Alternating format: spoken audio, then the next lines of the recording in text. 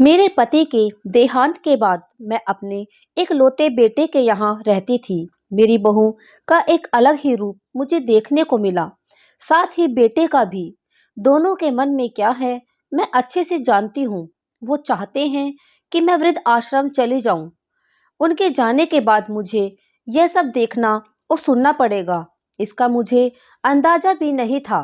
पर मैं मन मार कर अपने बेटे और बहू की बातें सुनकर भी यहाँ रहती हूँ, क्योंकि मुझे मेरे पोता और पोती दिखाई देते हैं। उनकी झलक पाकर मुझे सुकून मिलता है। मेरी बहू को कोई दिक्कत नहीं हो, इसलिए मैं घर के बाहर रहती हूँ।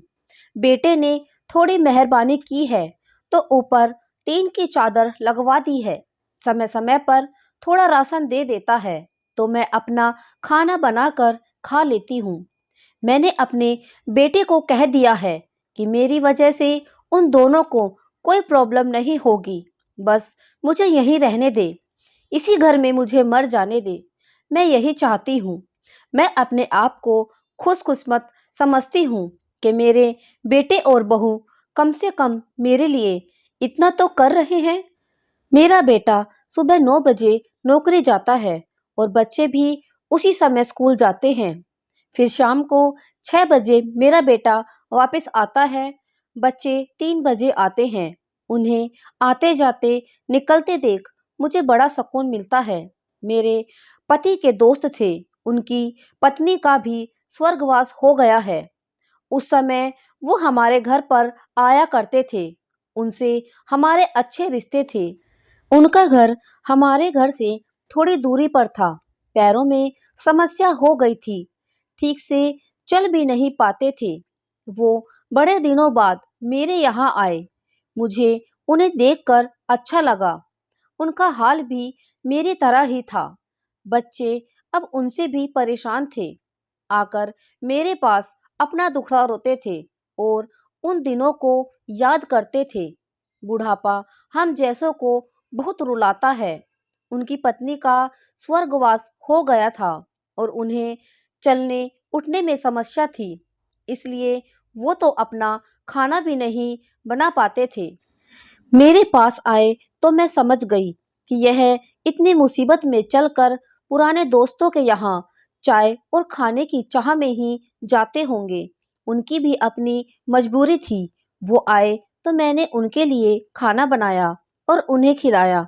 मना कर रहे थे कि नहीं खाना, लेकिन मुझे पता था कि उनको भूख लगी है।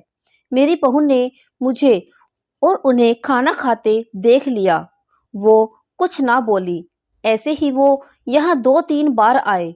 जब भी वो आते मैं उन्हें खाना खिला देती।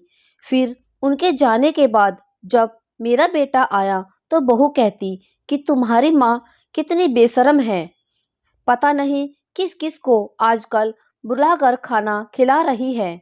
बड़ी मुश्किल से कमाया जाता है और यह लुटाने में लगी है। इनका राशन बंद करो, कुछ दिन भूखी रहेगी तो अक्ल ठिकाने आएगी। मैंने कहा कि मैं अपने हिस्से का उन्हें खिलाती हूँ, तुम्हारे पिता के पुराने मित्र हैं। फिर भी बहू का उल्टा सीधा बोलना शुरू रहा। घर के बाहर रहकर इनको आज़ादी मिल गई है, पता नहीं क्या क्या करती हैं। बेटा भी बोला कि कुछ दिन भूखा ही रहने दो इन्हें।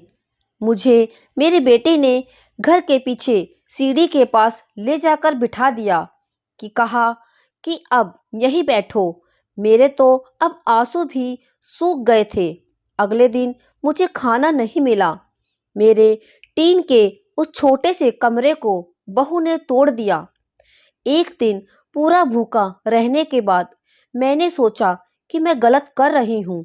मुझे अब अपने बेटे के यहाँ नहीं रहना चाहिए और शायद गलती भी मेरी ही है।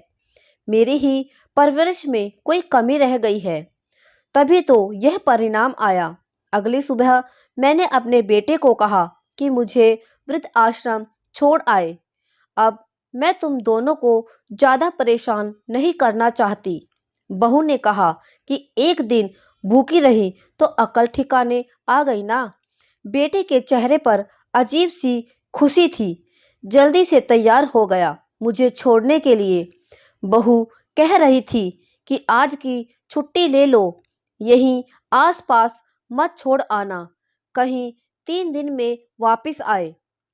मैंने अपनी बहू से कहा कि बेटी चिंता मत कर, मैं नहीं आऊंगी। मैंने अपने पोता पोती को गले लगाया।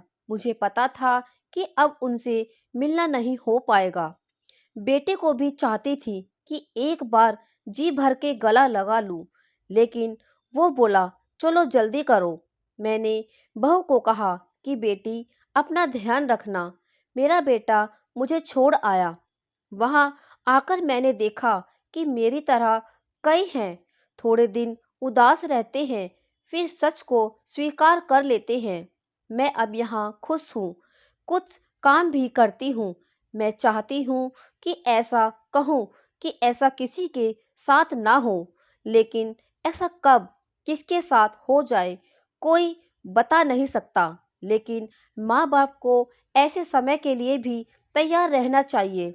बस बच्चों को पाल कर बड़ा कर दो, उनसे कुछ उम्मीद मत रखो। तो दोस्तों, यह कहानी आपको कैसी लगी कमेंट में ज़रूर बताएं। वीडियो को लाइक करें, शेयर करें और हमारे चैनल को सब्सक्राइब करें। Thank you.